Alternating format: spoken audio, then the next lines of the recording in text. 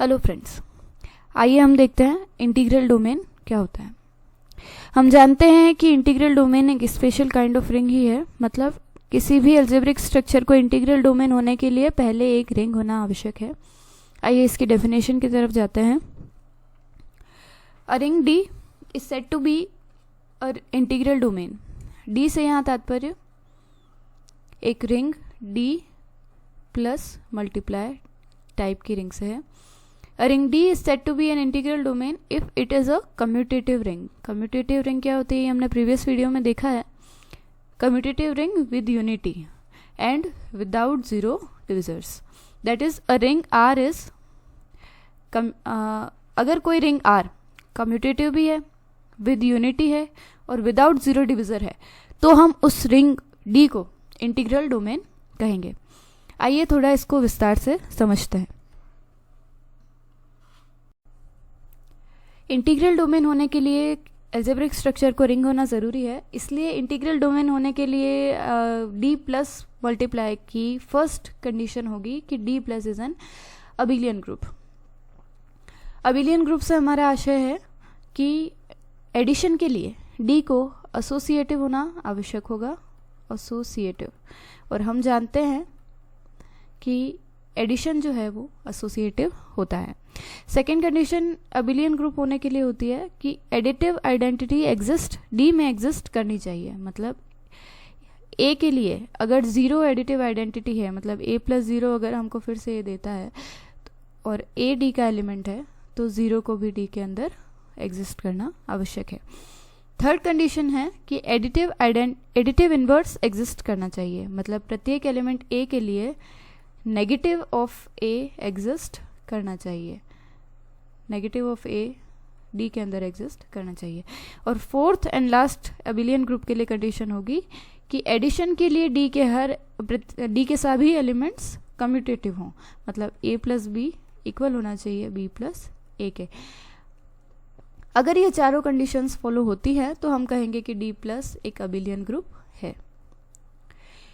Integral domain की second condition पर आते हैं कि डी डॉट एक semi abelian group with unity होना चाहिए। पहले रिंग के अंदर हम सिर्फ सेमी ग्रुप को लेकर चल रहे थे, क्योंकि हम जानते हैं अभी कम्यूटेटिविटी और विद यूनिटी दो टर्म्स इंटीग्रल डोमेन के लिए और बढ़ गई है। इसलिए डी जो है मल्टीप्लिकेशन के लिए semi abelian group with unity होना चाहिए, जिसकी फर्स्ट कंडीशन होगी कि मल्टीप्लिकेशन के लिए डी के एलिमेंट्स एसोसिएटिव होने चाहिए, और हम जानते हैं कि मल्टीप्लिकेशन के लिए एलिमेंट्स एसोसिएटिव होते हैं। सेकेंड कंडीशन ये है कि डी के एलिमेंट्स मल्टीप्लिकेशन के लिए कम्यूटेटिव होने चाहिए। मतलब ए डॉट बी बराबर होना चाहिए बी डॉट ए के। और थर्ड कंडीशन है कि मल्टीप्लिकेटिव आइडेंटिटी मतलब यूनिटी, मल्टीप्लिकेटिव आइडेंटिटी डी के अंदर एग्जिस्ट करनी चाहिए। मतलब ए से मैं ऐसी कौन से एलिमेंट को मल्टीप्लाई करूँ कि मुझे पुनः ए ही प्राप्त हो, तो मल्टीप्लिकेशन के लिए ये एलिमेंट होता है 1। मतलब 1 जो है वो डी के अंदर एग्जिस्ट करना चाहिए। ये दो कंडीशंस हमारे लिए यहाँ नहीं है। मल्टीप्लिकेशन भी कम्यूटेटिव होना चाहिए और मल्टीप्लिकेटिव आइडेंटिटी मतलब यूनिटी हमारे पास डी में एग्जिस्ट करनी चाहिए। तो हम कहेंगे कि डी डॉट एक semi abelian group with unity है। ये हो गई हमारी इंटीग्रल डोमेन होने के लिए सेकेंड कंडीशन। चलते हैं थर्ड कंडीशन पर, जो कि है डिस्ट्रीब्यूटिविटी। डिस्ट्रीब्यूटिविटी का अर्थ है कि एडिशन जो है, मल्टीप्लिकेशन जो है वो एडिशन पर डिस्ट्रीब्यूटिव होना चाहिए। इसका अर्थ है a multiply by b plus c equal होना चाहिए a multiply by b plus a multiply by c के।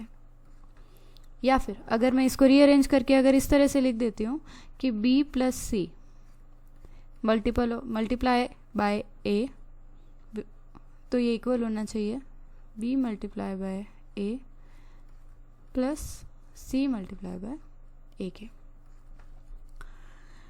Fourth and last and most important condition जो एक रिंग को इंटीग्रल डोमेन होने के लिए आवश्यक है वो है विदाउट ज़ीरो डिविज़र। मतलब डी का डी प्लस क्रॉस जो हमने एल्जेब्रिक स्ट्रक्चर लिया है उसका विदाउट ज़ीरो डिविज़र होना ज़रूरी है।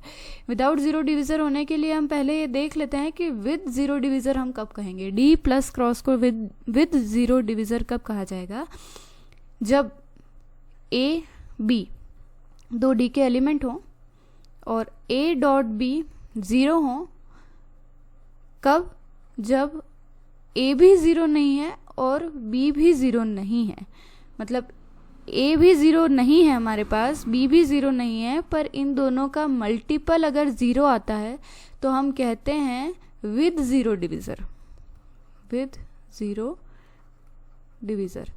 लेकिन यहाँ हमारे पास D का विदाउट ज़ीरो डिविज़र होना आवश्यक है। इसका अर्थ ये है कि A डॉट बी ज़ीरो हो।